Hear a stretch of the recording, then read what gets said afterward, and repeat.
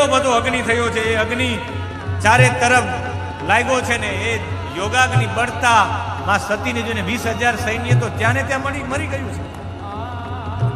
અને 20,000 સૈન્ય ત્યાં પડી ગયું એમ નહીં, બળીને ભસ્મ થયું.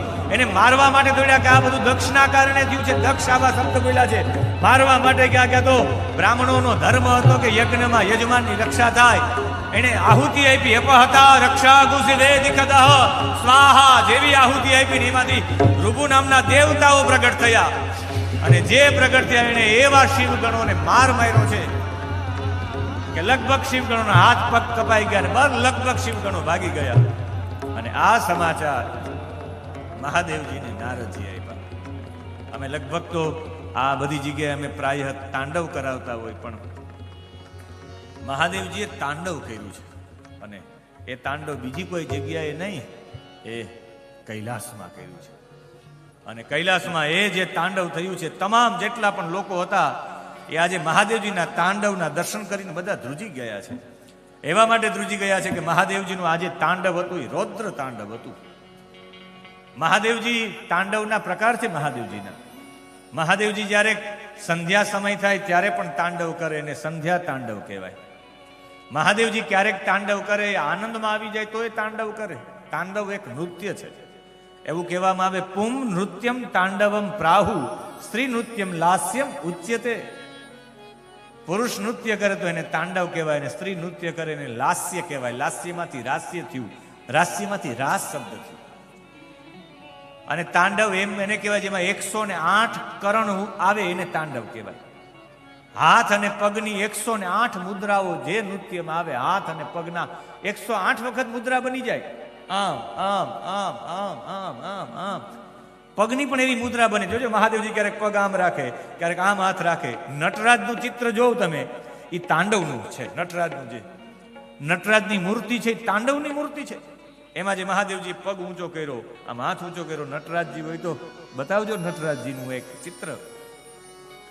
અને એ તાંડવ સંધ્યાનું તાંડવ કરે, સંહાર તાંડવ કરે, રૌદ્ર તાંડવ કરે. અને એમાં 32 અંગહાર હોય. અંગહાર એને કહેવાય 7 થી વધારે કરણ બની જતા હોય છે. એમાં આને કરણ કહેવાય. એક જ મુદ્રામાં 7 વખત આમ થઈ જાય, આમ આમ આમ. હાથ બદલી જાય, આંગળીઓ બદલી જાય, પગ બદલી જાય.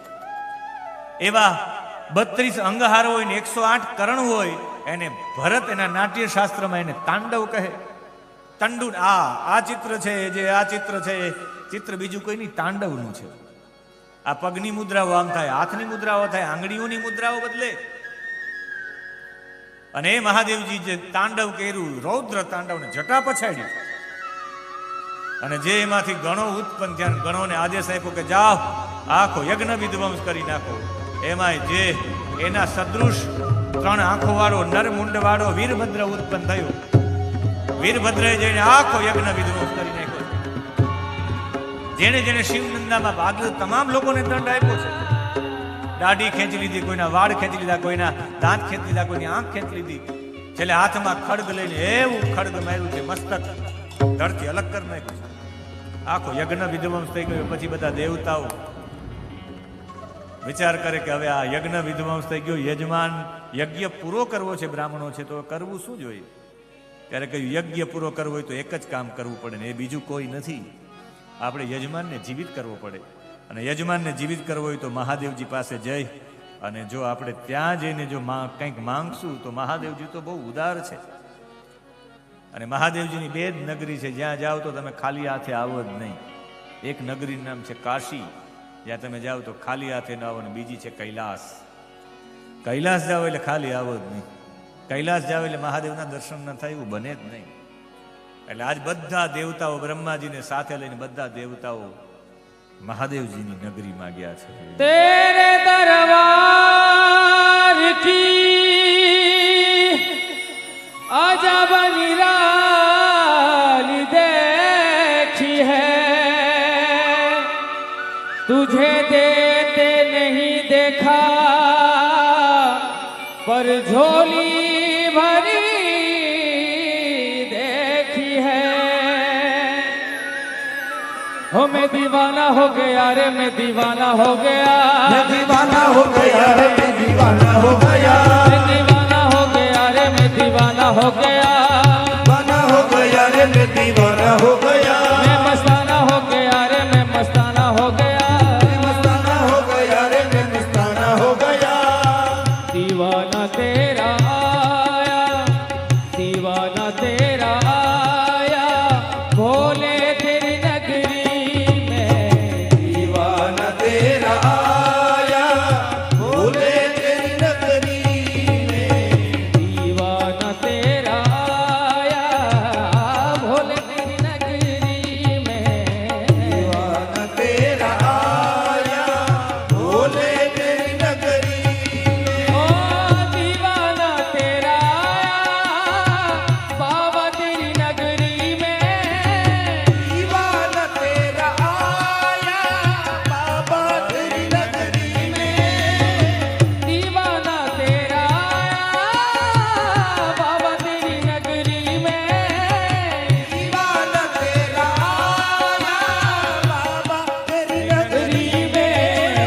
नजराना दिल का लाया मेरे बाबा, नजराना दिल का लाया, भोले तेरी नगरी में, नजराना दिल का लाया भोले तेरी नगरी में। मैं दीवाना हो गया रे मैं दीवाना हो गया, दीवाना हो गया रे मैं दीवाना हो गया, मैं दीवाना हो गया रे मैं दीवाना हो गया, दीवाना हो गया रे मैं दीवाना हो गया।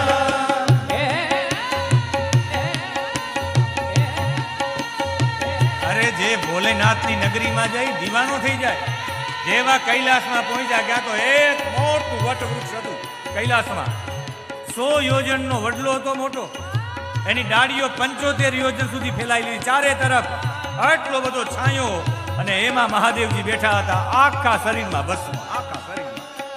શબ્દચિત્ર છે, ચારે તરફ સનતકુમાર નારદ બધા બેઠા હતા, આમ જોઈને બધા મહાદેવમાં લીન થઈ ગયા હતા. મહાદેવજીની અડધી આંખો ખુલ્લી હતી ને અડધી આંખો બંધ હતી, શાંભવી મુદ્રામાં, આખા શરીરમાં ભસ્મ, હાથમાં દંડ, જટા, મૃગચર્મ, મસ્તક ઉપર ચંદ્રમાની કડાઓ, દરવાસન ઉપર બેઠા હતા. એક જમણો પગ લટકતો હતો એક પથ્થર ઉપર, અને ડાબો પગ છે એ જમણી જાંઘ ઉપર હતો. અહીંયા એક યોગ પટ્ટ રાખેલો હતો, યોગ પટ્ટ ઉપર રાખેલો હતો, એના પર હાથ હતા, આવી રીતે તર્ક મુદ્રા કરેલી હતી. કાંડામાં રુદ્રાક્ષ, ગળામાં રુદ્રાક્ષ, હાથમાં રુદ્રાક્ષ. આ તર્ક મુદ્રા હતી કે જીવ ખાલી જીવ તરફ વળી જાય તો આ ત્રણેય ગુણ છૂટી જાય. આ સત્વગુણ છે, રજોગુણ છે ને તમોગુણ છે. જીવ એની સાથે ભળેલો હોય, પણ જીવ જીવ સાથે આમ ભળી જાય તો આ ગુણોને છોડવા ન પડે, આ ગુણો છૂટી જાય. આવી તર્ક મુદ્રામાં હતા મહાદેવજી. અને તપસ્વીના ચિહ્નો સાથે મહાદેવજી એકાગ્ર ચિત્તે હતા. બધા દેવતાઓ આનંદિત થઈને બ્રહ્માજી દેવતાઓ પૂજ્યા તો આનંદિત આનંદિત થઈ ગયા, માગવા માટે ગયા છે બધા દેવતાઓ.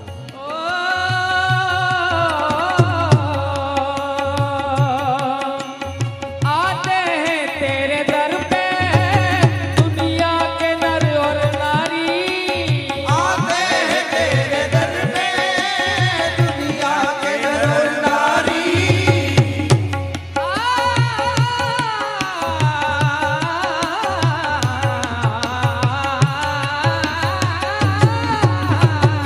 आते हैं तेरे दर पे दुनिया के नर और नारी, आते हैं तेरे दर पे दुनिया के नर और नारी, आते हैं तेरे दर पे दुनिया के और नारी।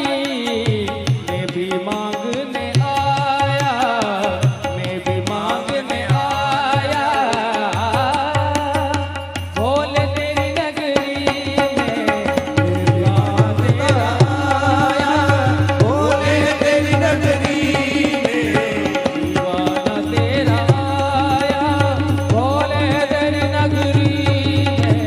दीवाना तेरा आया भोले तेरी नगरी में। मैं दीवाना हो गया रे मैं दीवाना हो गया, दीवाना हो गया रे मैं दीवाना हो गया, मैं दीवाना दीवाना दीवाना हो गया, दीवाना दीवाना दीवाना हो गया, मैं मस्ताना हो गया रे मैं मस्ताना हो गया, मस्ताना हो गया रे मैं मस्ताना हो गया, मैं दीवाना हो गया रे मैं दीवाना हो गया, दीवाना हो गया रे मैं दीवाना हो गया।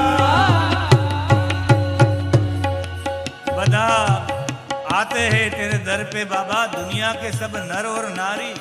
ब्रह्मा जी कहे मैं भी मांगने आया हूं बोले, तेरे दरबार में आजकल कोई भी आता है वो खाली हाथ नहीं जाता। मेरी झोली आपके सामने यही है कि बस दक्ष को पुनः जीवित किया जाए और दक्ष ने जो जो भी दोष किए हैं वो आपको विस्मरण करना होगा। आप विस्मृति में जो जो दोष है वो विस्मृति में भेज दीजिए, विस्मृत हो जाए, सभी दोषों की विस्मृति हो जाए, बस यही कामना लेकर आए। और फिर से दक्ष की जो मृत्यु हुई है वो फिर से उनको जीवन यापन मिले, फिर से यज्ञ की पूर्णाहुति हो। ब्राह्मणों का भी यही लक्ष्य है। બધાએ પ્રાર્થના કરી કે બસ આ એક જ લક્ષ્ય લઈને આવ્યા છે, એનું જીવન યાપન પ્રાપ્ત થાય, યજ્ઞ પૂરો થાય એટલે બ્રાહ્મણોએ કાંડું બાંધેલું હોય, યજમાન જીવિત રહેવો જોઈએ. પ્રભુ એટલી કૃપા કરો. બે હાથ જોડીને બ્રહ્માજી પણ મહાદેવજીના ચરણોમાં વિનંતી કરે અને કૈલાસમાં જાય. ખાલી થોડા આવે કોઈ. तेरे दर पे बराबर कोई बड़ा न छोटा, तेरे दर पे सब बराबर कोई बड़ा न छोटा, तेरे दर पे सब बराबर कोई बड़ा न छोटा, तेरे दर पे सब बराबर कोई बड़ा न छोटा। झोली में खाली लाया, झोली में खाली लाया, बोल तेरी नगरी में, झोली में खाली लाया बोले तेरी नगरी में, दीवाना तेरा आया बाबा तेरी नगरी में, दीवाना तेरा आया बोले तेरी नगरी में, ओ दीवाना तेरा आया मेरे बाबा बोल तेरी नगरी में, दीवाना तेरा आया बोले तेरी नगरी में, नजराना दिल का लाया मेरे बाबा, नजराना दिल का लाया बोल तेरी नगरी में, नजराना दिल का लाया बोले तेरी नगरी मैं में, दीवाना दीवाना दीवाना हो गया, दीवाना दीवाना दीवाना हो गया, दीवाना दीवाना दीवाना हो गया, मैं दीवाना दीवाना दीवाना हो गया, मैं दीवाना दीवाना दीवाना हो गया, मैं दीवाना दीवाना दीवाना हो गया, मैं दीवाना दीवाना दीवाना हो गया, दीवाना दीवाना हो गया, मैं दीवाना दीवाना दीवाना हो गया, मैं दीवाना दीवाना दीवाना हो गया, मैं दीवाना दीवाना दीवाना हो गया, मैं दीवाना दीवाना दीवाना हो गया, मैं दीवाना दीवाना दीवाना हो गया, मैं दीवाना दीवाना दीवाना हो गया।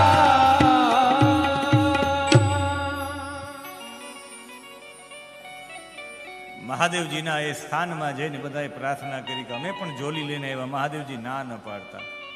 મહાદેવજીની પ્રાર્થના કરી. એટલા બધા આનંદથી મહાદેવજીએ આંખ ખોલી આમ અને મહાદેવજીનો પહેલો વહેલો શબ્દ હતો નાગમ પ્રજેશ બાલાનામ વર્ણયે નાનું ચિંતયે. હે પ્રજાપતિઓ, ભગવાન કહે કે દક્ષ જેવા નાદાન લોકોનો અપરાધ હું સ્મરણ તો કરતો નથી, ચર્ચા કરવાનો તો પ્રશ્ન જ નથી. પ્રજેશ બાલાનામ વર્ણયે ન અનુચિંતય. એનું વર્ણન અરે જવા દ્યો, એનું હું સ્મરણ પણ નથી કરતો, તો પછી એની ચર્ચા કરવાની વાત જ ક્યાં છે? તો પછી દંડ આપવાની વાત જ નથી. મહાદેવ તો દયાળુ છે ઘોડા. મહાદેવજી તમને એમ થાય મેં તો યજ્ઞ વિધ્વંસ કરવા માટે કહ્યું હતું, દક્ષને મારવા માટે નહીં. કે યજ્ઞનો ઉદ્દેશ્ય હતો કોઈનું કલ્યાણ થાય એવા માટે નહીં, યજ્ઞનો ઉદ્દેશ્ય તો કોઈને નીચો બતાવવા માટે. અને એવો યજ્ઞ વિધ્વંસ થાય જ. એટલે મહાદેવજી કે ચાલો હું આવું સાથે. મહાદેવજી આવ્યા કનખલની પવિત્ર ભૂમિમાં જે મસ્તક કાપેલું હતું. મસ્તક તો યજ્ઞમાં સ્વાહા કરીને હોમી દો. મસ્તક કોનું લગાવે? હું થોડોક આમાં પ્રકાશ પાડવા માંગુ છું કે જેટલા શ્રૌત યાગ, આ બૃહસ્પતિ સૌ નામનો યાગ શ્રૌત યાગ છે. એમાં એક અજા, એક બકરું રાખવામાં આવ્યું હોય. એને ચારે ચાર વેદોના મંત્રો, ચારે ચાર વેદો એને સંભળાવવામાં આવે. એના લક્ષણો હોય અમુક પ્રકારના. આવું આવું હોય એને જ પશુ તરીકે રાખવામાં આવે. એની આખી વૃત્તિ ભગવાનમય વૃત્તિ થઈ જાય. એ જે અજા જે બકરું છે એ આવતા જન્મમાં તત્વજ્ઞાની બને એના માટેની આખી પ્રોસીજ હોય છે. એની પૂજા થાય, એને વેદ મંત્રો સંભળાવે, એના અમુક લક્ષણો છે, એ આવું આવું હોય, એને ત્યાં રાખવામાં આવે ને એનું જ મસ્તક લગાડવામાં આવ્યું.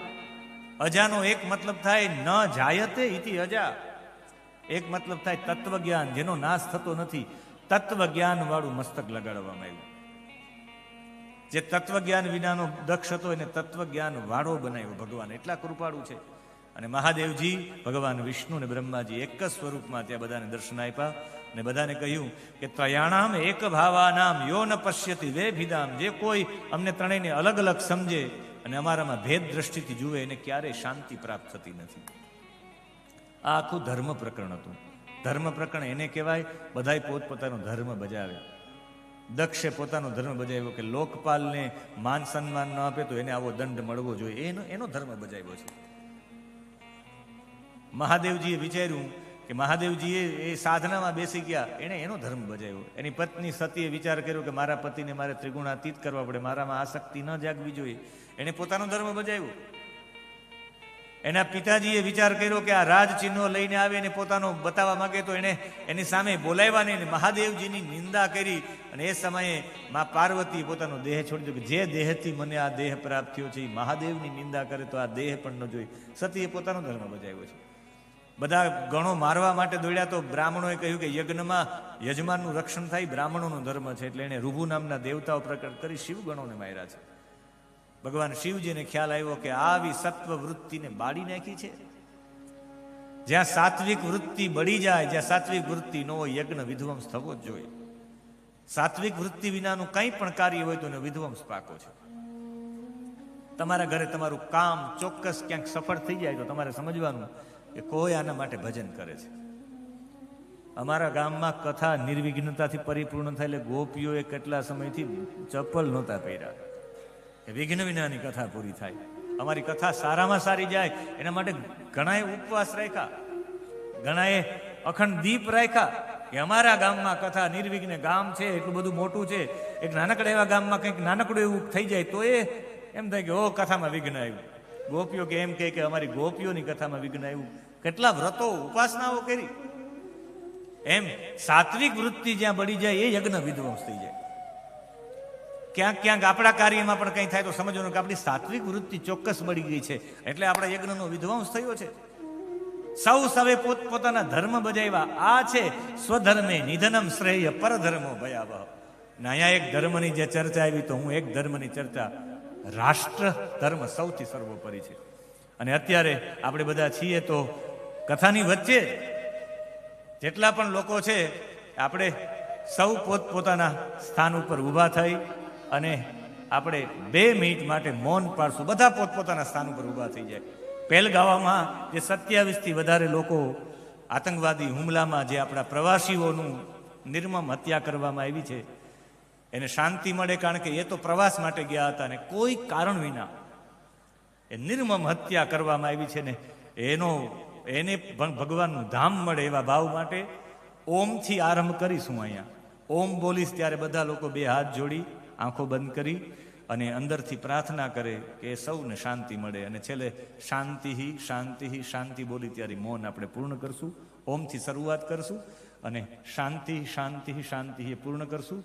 એ તમામ જેટલા પણ છે એને એક ભારતવાસી તરીકે એક ખોટા લોકોના હાથે એની નિર્મમ હત્યા થઈ તો અમે વેરાવળનો સમસ્ત ખારવા સમાજ શું કરી શકે એના માટે શ્રદ્ધાંજલિ આપી શકે 2 મિનિટ મૌન પાડીને. એવી ભાવના સાથે આપણે મૌન પાડશું 2 મિનિટ માટે. ઓ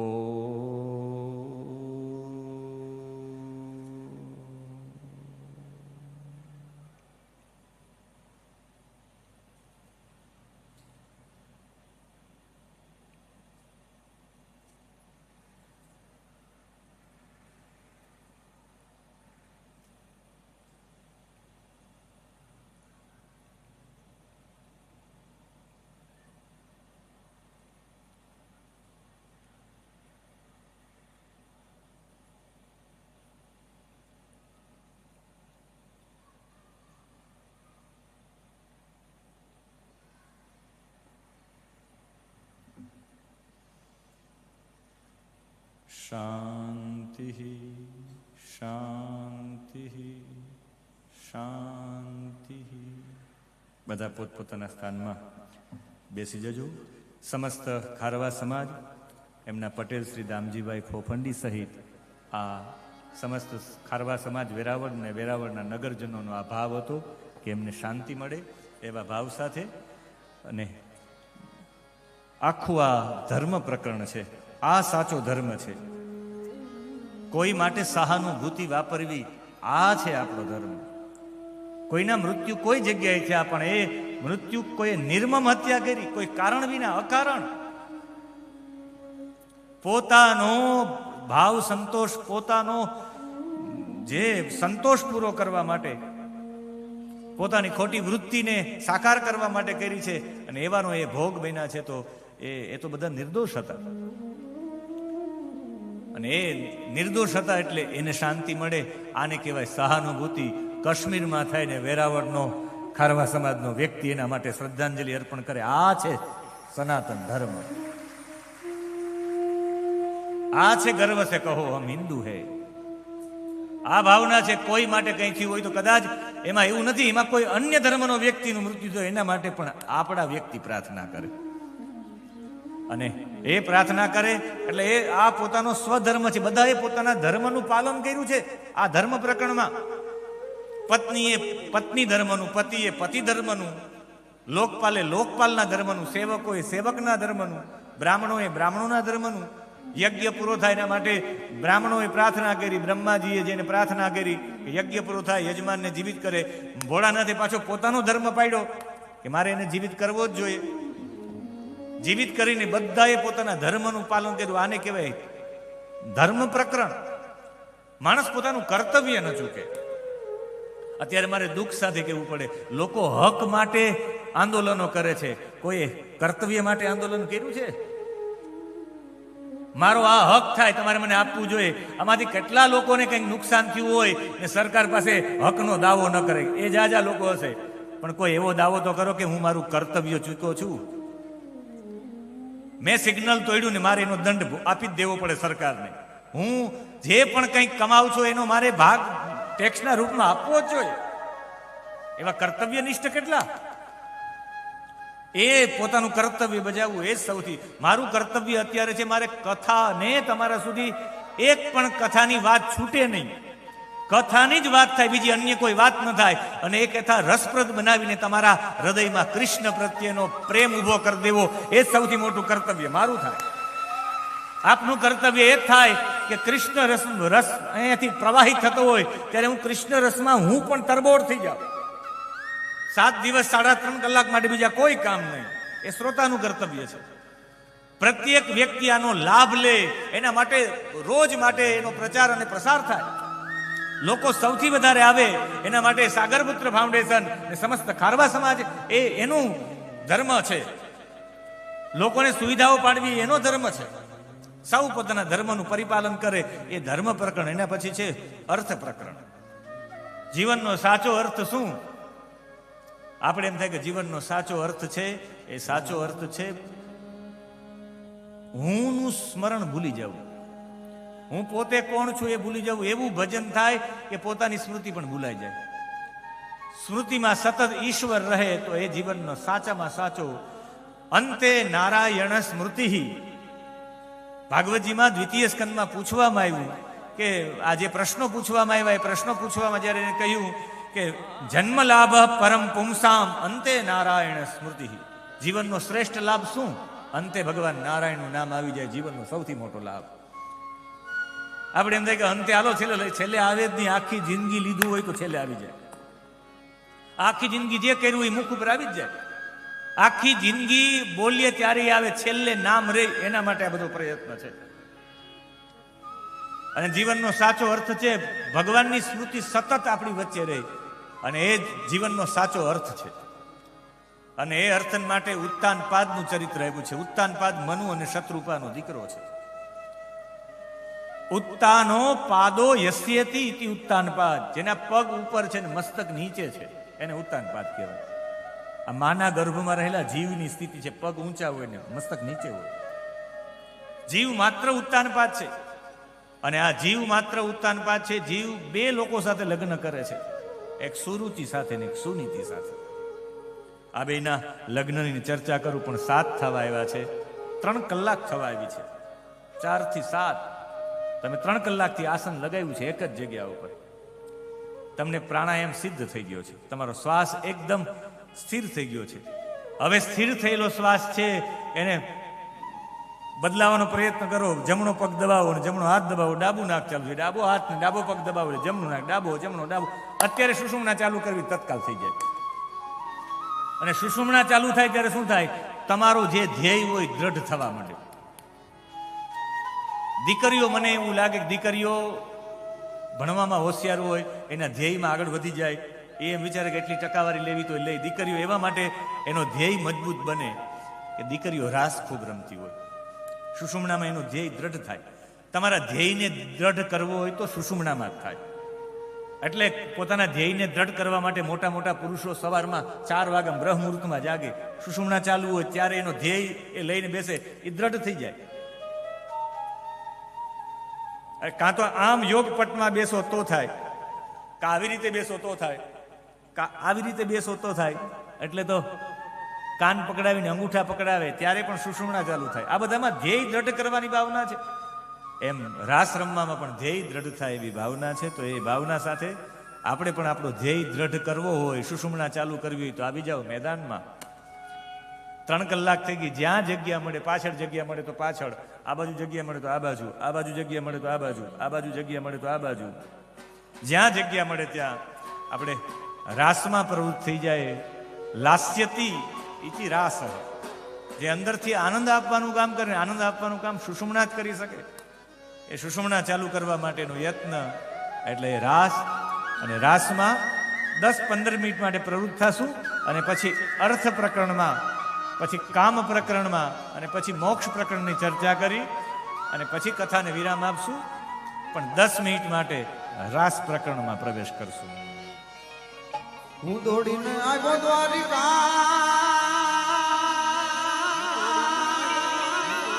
એ તારા કરવા દીદા. તું હામું જોને મારી સરકાર. અરે રે હું તો ચાકર તારો, ચાકર તારો, ચાકર તારો સાંભળા.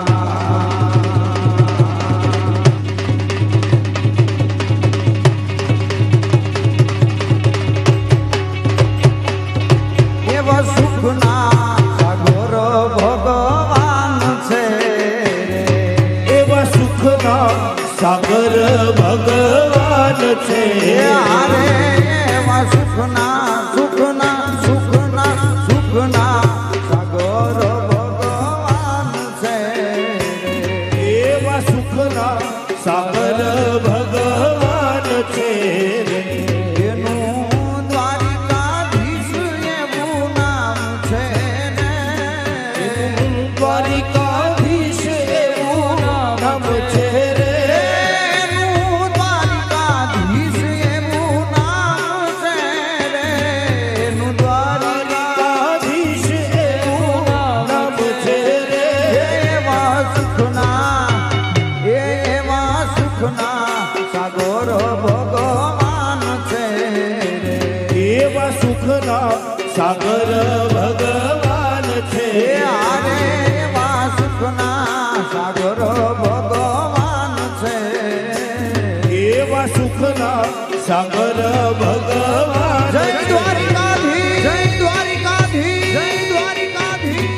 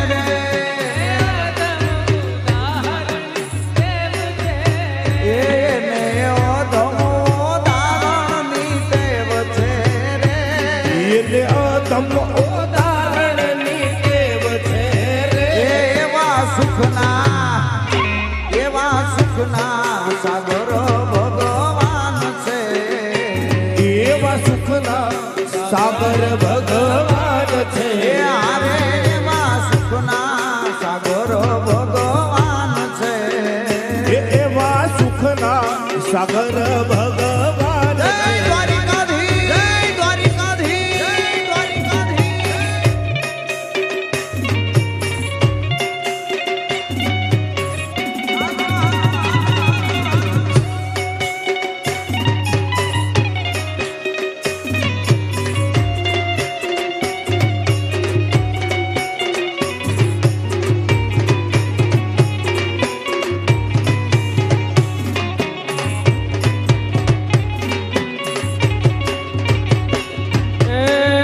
तरस बिना अब अखियाँ तरस गई तरस बिना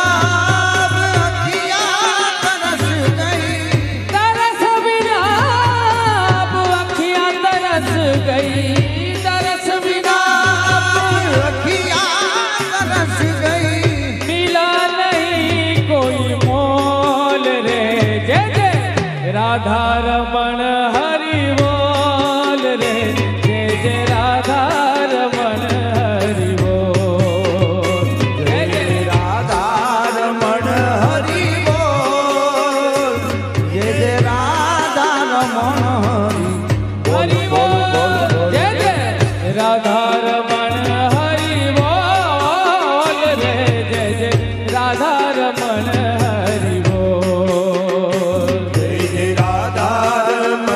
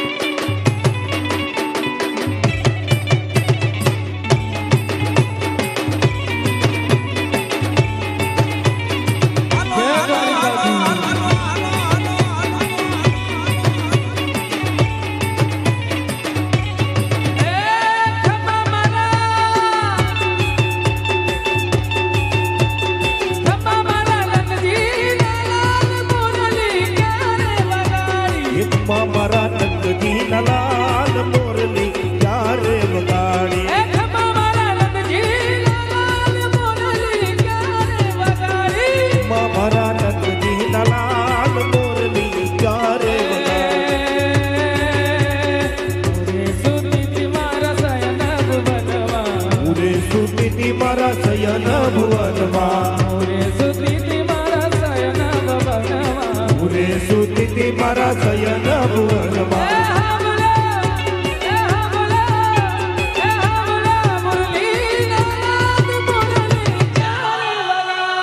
સાંભળો મુરલીનો નાદ મુરલી ક્યારે વગાડી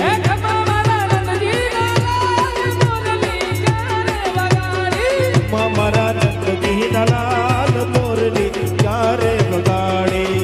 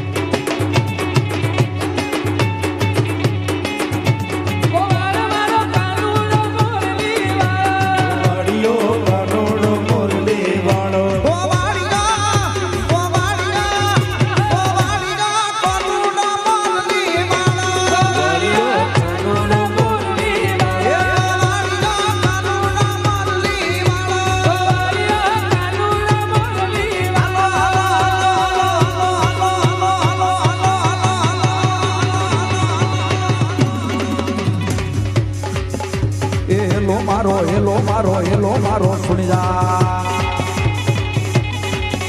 હેલો મારો હાબડો રણુજા ના રાય હે રામા ધણી હેલો મારો હાબડો ને રણુજા ના રાય હુકમ કરો તો તીર યાત્રાયુ થાય મારો હેલો સુણી જા રણુજા ના રાય મારો હેલો સુણી જા રણુજા ના રાય વાણિયો ને વાણિયો ને વાણિયો ને વાણિયા એ વાણિયો ને વાણિયા જાત્રાએ જાય રામા માલ દેખીને થોડ પાછળ થાય મારો હેલો એ મારો હેલો સુણી જા રણુજા નારાય મારો હેલો સુણી જા રણુજા નારાય રાય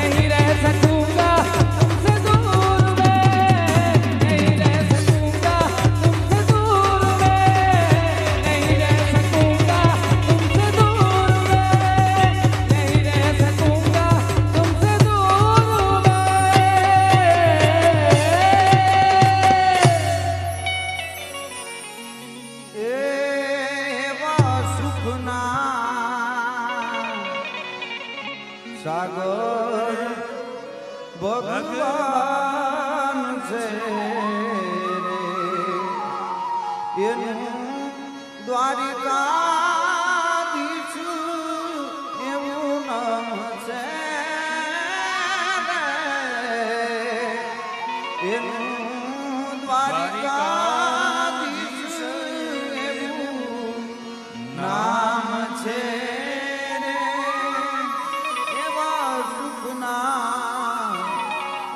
સાગર ભગવાન છે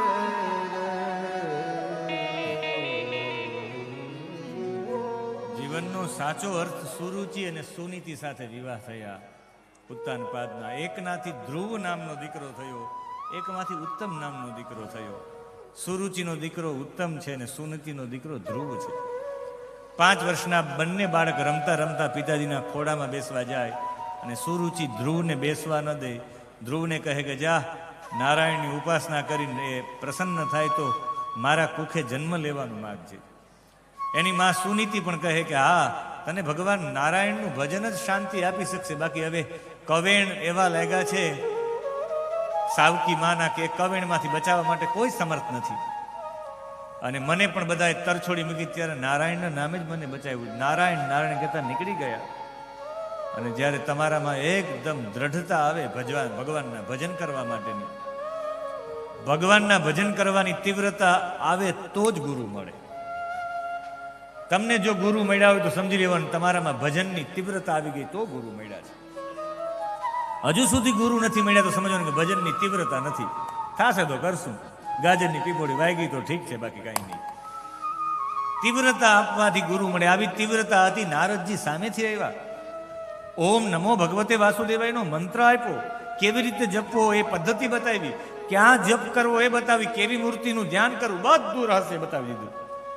અને ગુરુ એવું રહસ્ય બતાવે તો 6 મહિનામાં જ મળી જાય પરમાત્મા. પહેલા મહિનાએ જે સાધના કરી, મધુવનમાં જઈને સાધના કરી, પહેલા મહિનામાં 3 રાત્રિને આંખ ખુલતી ને ત્યારે જે પણ કંઈ ફળ મળતા એ ખાઈ લેતા, બોર જેવું. બીજા માસની અંદર પાન આદિ ભક્ષણ કરી લેતા બોરની જગ્યાએ. હવે 6 દિવસે આંખ ખુલે છે.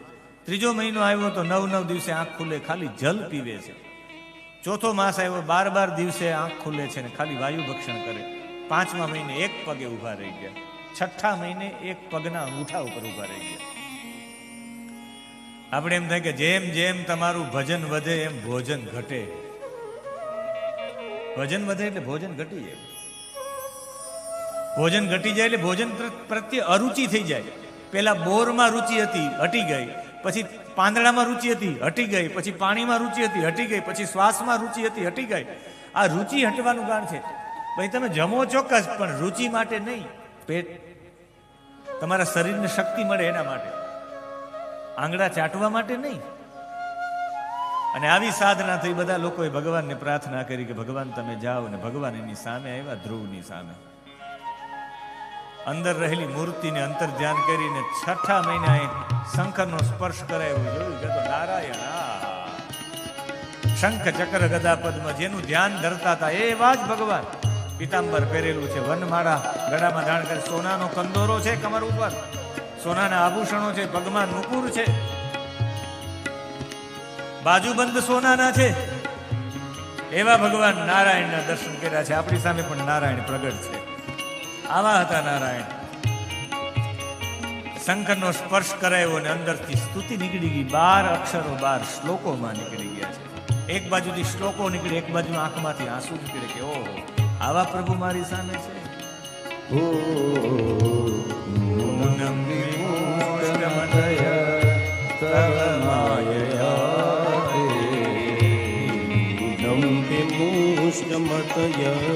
સ્તવ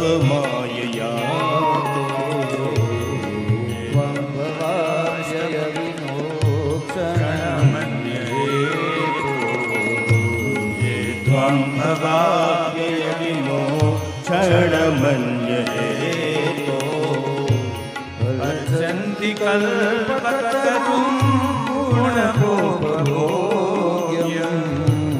અર્ચન્તિ કલ્પતરું પૂર્ણભોગ્યમ. ઇચ્છન્તિ યત્સ્પર્શં નિગયેતિ નૂના. ઇચ્છન્તિ યત્સ્પર્શં નિગયેતિ નૂના.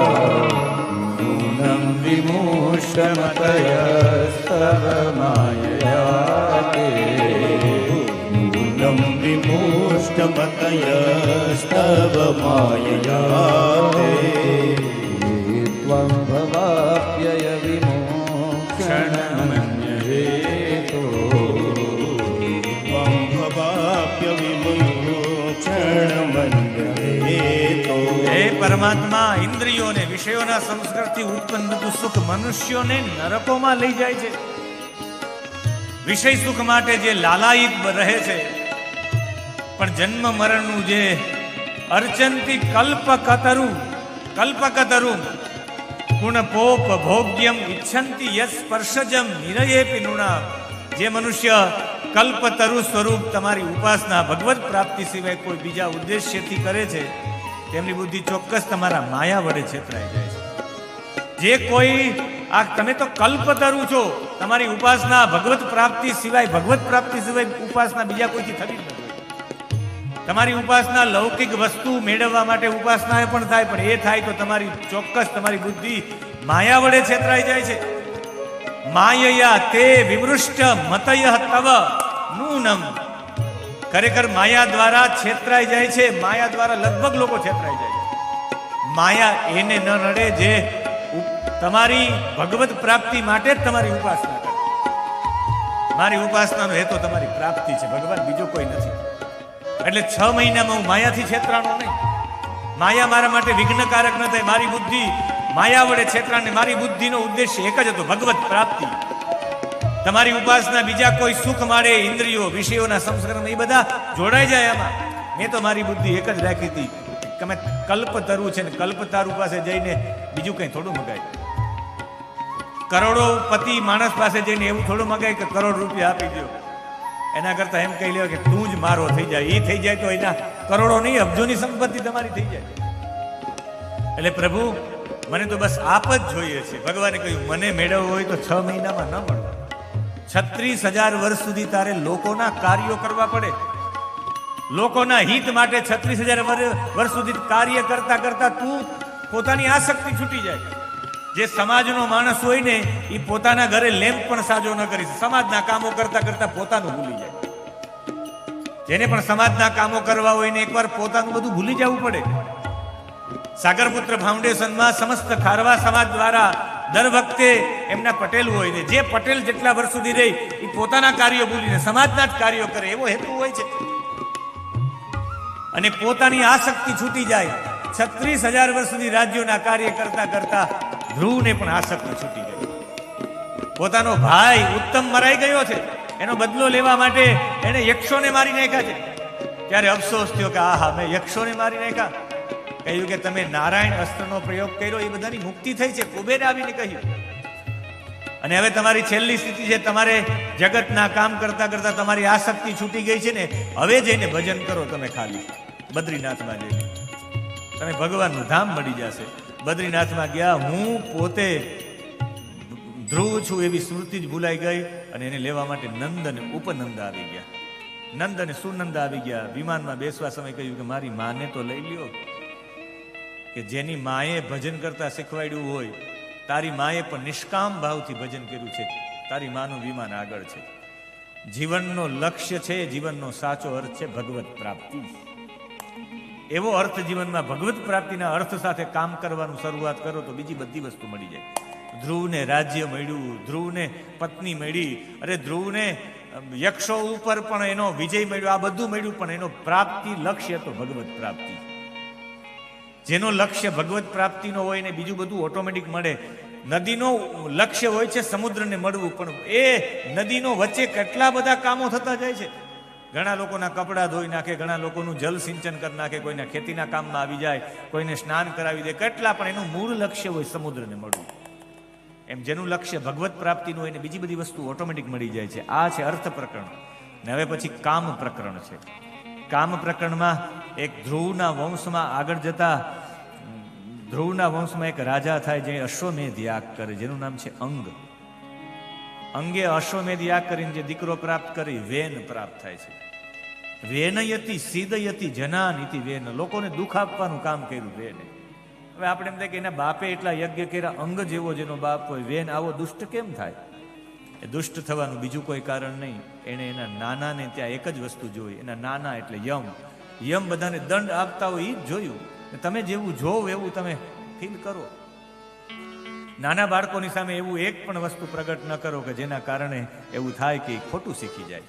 એટલે આપ સૌને વિનંતી છે, આ વેન દુષ્ટ થયો, એને એવું જોયું, યમને દંડ આપતા જોયું, એટલે એને નાના બાળકોને મારી નાખ્યા. કેવા એવા કામો કર્યા છે, કૂવામાં ફેંકી દીધા, બધા લોકો પર ત્રાસ કર્યો. પિતાજી કંટાળીને ઘર છોડીને ભાગી ગયા, રાજ્ય છોડીને. અંગ વેનના હાથમાં રાજ્ય આવ્યું ત્યારે બ્રાહ્મણોએ હુંકાર ભરી છે.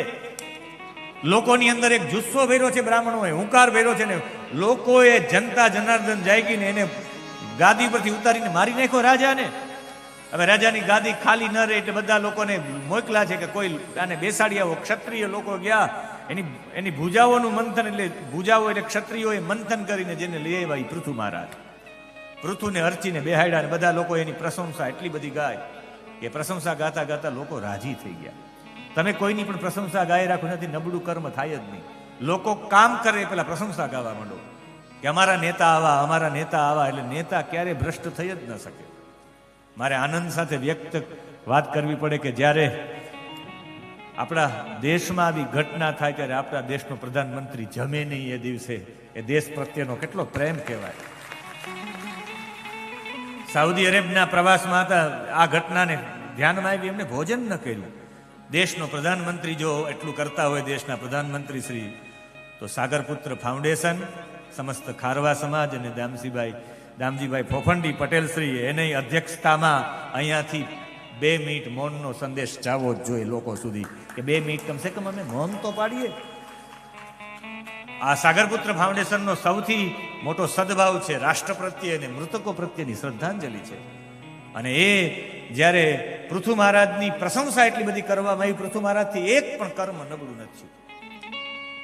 રાજ્યનો ઉત્કર્ષ થાય એના માટે એને 99 યાગ કર્યા. રાજ્યનો ઉત્કર્ષ થાય એટલે મોટા મોટા પર્વતોને કાપીને સમતલ જમીન કરી છે. રાજ્યનો વિકાસ થાય એટલે તમામ લોકોને પોતાના રાજ્યમાં લઈ આવીને વસાવ્યા. સંગીતકારોને, અરે સારા સારા રસ જાણનારા, હું આપને એક તાલાડાથી બહાર નીકળો, એક કોઈ ડોક્ટર છે, રસશાસ્ત્રના સૌથી વધારે નિપુણ છે, મને એનું નામ નથી યાદ, પણ રસાયણ શાસ્ત્રમાં સૌથી હોશિયારમાં હોશિયાર વ્યક્તિ છે.